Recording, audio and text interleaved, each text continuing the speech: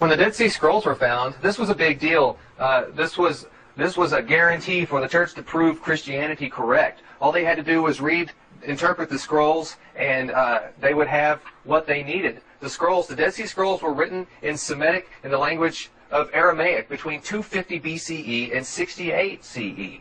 So this was the time of Jesus. This was the time that the Jesus character was said to have been walking the earth. So to find scrolls written in his language, this was a major finding, and the church was very excited about this. But we don't hear about this much anymore at all, and there's a very good reason why the church is now suppressing this knowledge. This is a continual process that's happened all throughout history, where the church finds some really, really good information and keeps it to themselves.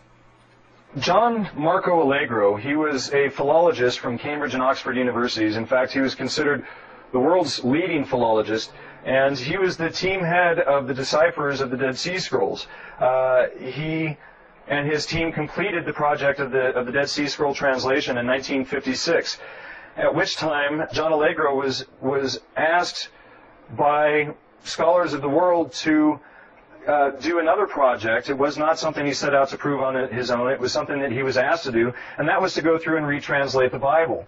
So John Allegro basically disappeared from 1956 until 1970, when he wrote this book here, The Sacred Mushroom and the Cross, The Origins of Christianity, Judaism, and Fertility Cults. Now, what John Allegro discovered while he was doing this research was that the very foundation of Christianity was not only astrotheology, as we pointed out, but much of the mythology surrounding Christianity was very much based on this mushroom here, this red and white spotted mushroom. In the 1980s, just before John Allegro's death, he came out and he wrote this book, basically stating that much of the work that he had done before he had written that book, what he had written with the Dead Sea Scrolls, was incorrect because he did not yet have the information that he laid out in this book. Now, many Christian organizations and other groups have spent a lot of time and effort to discredit John Allegro's integrity, and many people, instead of taking the time to sit down and research John Allegro's work and to find out what he's really talking about, they would rather attack his personality and his credibility as a human being. And so there was a huge effort to discredit John Allegro's work. And the more you dig into his work and the more you research this type of information, you'll find out why it was so important to discredit John Allegro. A lot of people had jobs on the line that if he was correct in his work, they would have been out of work. So it's very important to really research the things that John Allegro claims and compare them to other resources that we've pointed out and that we will continue to point out through the lecture. Gordon Wasson is actually the father of ethnomycology and entheomycology. You can find this information on Harvard University's website. Gordon Wasson spent his life researching the history of entheogenic mushrooms and their association with different cultures. He was originally an international banker, and he married a Russian woman who you see here in this picture. And his wife used to go through the forest when they were on their walks, and she would pick different mushrooms, and some she would feed to the family for dinner, and others she would use for her own spiritual practices. Well, this startled Mr. Wasson, and he began researching the various mushrooms to find out if they were going to have an adverse effect on himself and his family. Now, Maria Sabina was an Indian woman from Mexico, and Gordon Wasson stumbled across this so-called mushroom cult in the 1950s, and he went down to Mexico and asked Maria Sabina if she would allow him to partake in this experience. And you can actually find this article in the June 1957 edition of Life magazine. It's still available in libraries today. But Gordon Wasson, after this experience, the next day he had come out and stated that his experience was so profound that his entire philosophy of life and the world itself had been completely changed.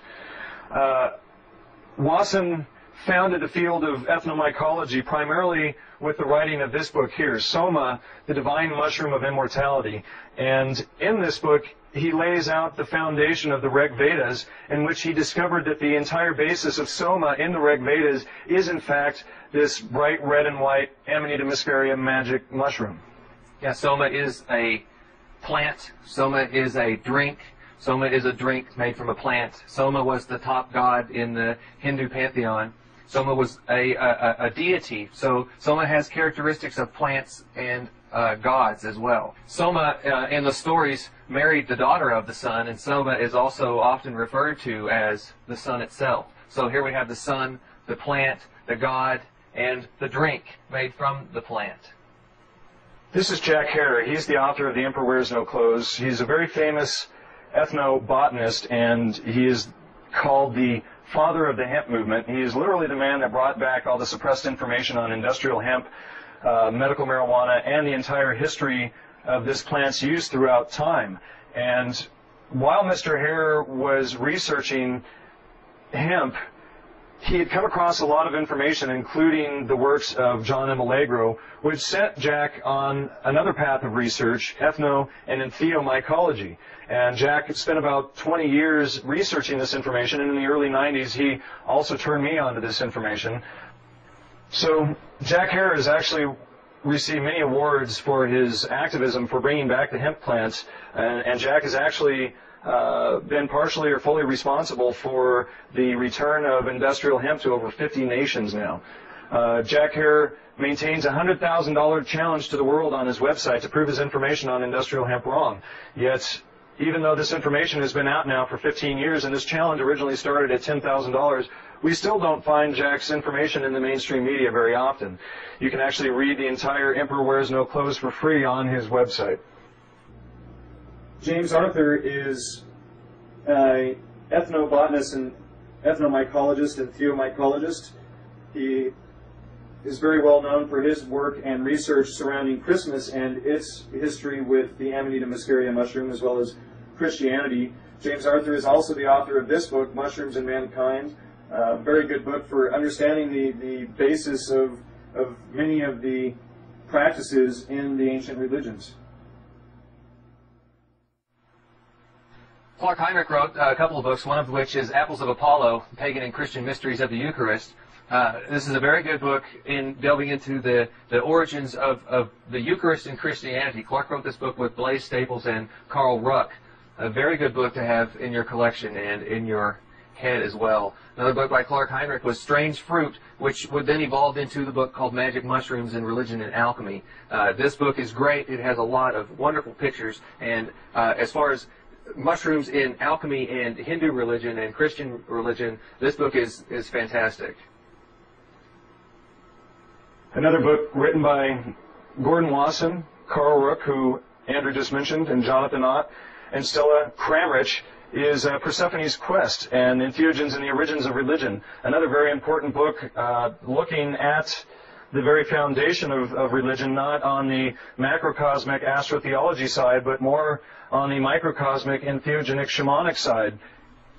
A Merry Christmas and a Happy New Year. We know that this is the same holiday now, just split into two holidays, keeping the church, the Christian celebration, and the New Year celebration. So you can still celebrate the New Year and not be Christian. Happy New Year. A Happy New Year. And we see now this mushroom over and over again in these New Year's and Christmas cards. We see the same mushroom in the Smurfs when we watched our cartoons as a child. Sears and Roebuck had a whole series of plateware with this mushroom on it. Postcards. Video games. The cartoon Fantasia depicts two different kinds of mushrooms. The little mushroom and the great big red ones. We have mushrooms associated with Christmas and mushrooms that we place on the tree, on the Christmas tree. Some of the oldest Christmas ornaments that you can find are red and white spotted mushrooms.